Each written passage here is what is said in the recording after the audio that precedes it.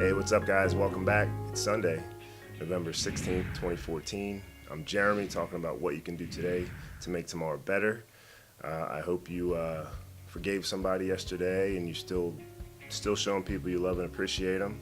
Today, I'm going to talk about something that I've thought about talking about many times, but I never felt like it was like that big a deal. It was one of those things that people kind of know and deal with every day. But then again, seeing it in one of my little books reminded me, okay, let me talk about that.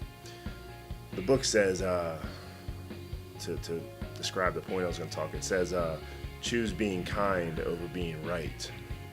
And what I mean by that is, so many times, one of my pet peeves is people that love correcting. Like, they love correcting the smallest spelling errors, or like if you pronounce a word wrong, and they correct you all the time. And that goes for much deeper than just simple word pronunciation and spelling errors. It goes with, like, you might be doing something wrong, and there's just always seems like there's somebody that wants to correct you and tell you, no, that's the wrong way, this is how you're supposed to do it. And choose being kind over being right, because what are you really getting out of correcting that person? In my opinion, I look at it's all a bigger part of communication, because when you think about the origin of words, every word had to come from someplace, and that someplace is another human being came up with that word, going back hundreds, thousands of years. And so someone came up with a word, let's just say light bulb. Thomas Edison, whatever, came up with that word. Or maybe he didn't, but as an example. Okay, we know what light bulb means. We know the definition of it. We know what it is, how to use it, who made it, who created light or electricity. What if I want to say light bulb? I think you're going to know what I'm talking about. If you don't, you'll ask and be like, no, that's what I mean. That's just how I say it. It's like there's always like a slang to certain regions. Like, me being from Baltimore, I say water. Sometimes when I'm thinking about it, I'll pronounce it out, like water. But it just always came naturally to say water. There's a lot of words I do that with. Some words, even when I know they're not right, I still say them that way because that's how I started saying them. And I could correct myself, I guess, but it's just like, to me, it's just like when a singer, a performer, takes an already existing song and redoes it and puts their own spin on it. There's not people saying, oh, you did that wrong. You didn't do it like the first person that came up with it. To me, that's the same way with language, because language is just a form of communication where we're conveying ideas and thoughts.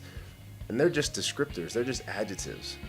And not to get too carried away on just like the correcting of like a word or a comment or pronunciation, but I think that same thought process can go pretty much in any other area of life. And whether it's the way you get your work done, like there's a lot of golfers out there who have a really unorthodox swing. You look at a teacher will be like, no, you're not swinging right.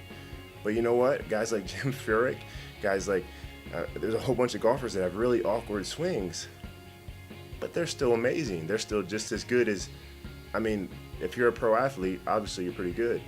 So what they did, the way they came up with to their process works for them, and they can excel with it. So who is anybody to try to correct them if it works for them and if they're not confusing anyone? So, I'm not saying it's not right to, stand up for what you believe in certain situations like that. There's always going to be times when you need to, like, if you know something's wrong and you feel like it's important, stand up and say, no, listen, this is how it needs to be done. But just always know it's always a consequence. There's always a price you pay. It may be insignificant. It may be significant. You may really fracture some friendships or, turn people away if you feel the need to always be right. So anyway, just a little nugget of thought. Next time you want to correct somebody or let them know the error of their ways, maybe it's just something that works for them. Maybe it's just, how they are, how they want to be. If you can just accept that and not feel the need to correct them, to be right, maybe you'll find some more inner peace and some more happiness as well. So think about how you can be kinder and less right, and enjoy your Sunday. And I'll see you tomorrow.